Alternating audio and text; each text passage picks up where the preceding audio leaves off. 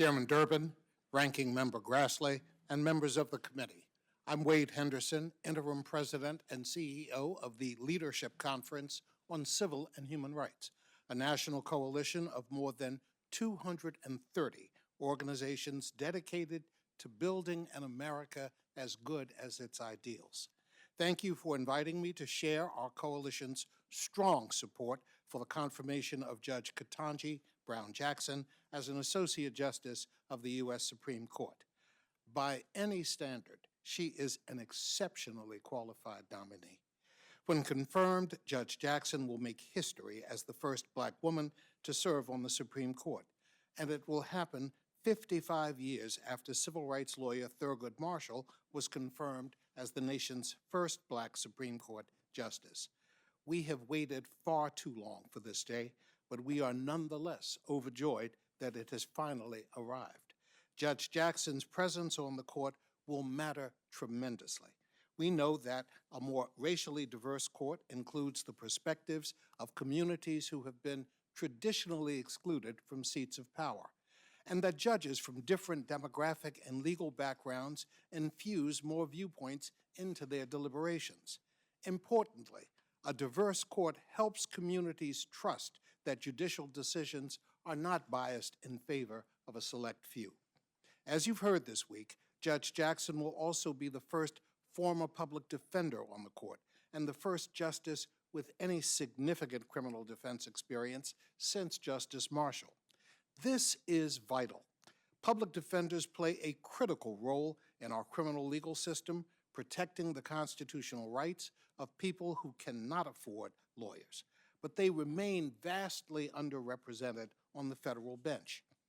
Institutions that we entrust to safeguard our democracy, including the Supreme Court, must work for everyone. It is imperative for the federal judiciary to be made up of fair-minded judges and justices who are committed to civil and human rights of all and who reflect diverse experiences. Our communities depend on the federal courts to administer justice and, importantly, to recognize injustice from the perspective of many. Judge Jackson, who has a commitment to defending the constitutional rights of all, is exactly who we need on the Supreme Court. As a district court and circuit court judge, Judge Jackson has demonstrated her even-handed approach to the law. Her record is immense, and while we may not always agree with her decisions, her commitment to follow the law and the measured ways in which she has approached the law has been remarkable. Judge Jackson's impressive record on and off the bench demonstrates that she is a fair-minded arbiter of justice. And it is why the civil and human rights community has so strongly endorsed her. Last week, the Leadership Conference sent a letter to senators signed by nearly 200 national organizations calling for her confirmation. We know that her distinguished legal career, her collegiality to all she encounters, her remarkable judicial temperament, and her demonstrated commitment to equal justice make her the perfect choice.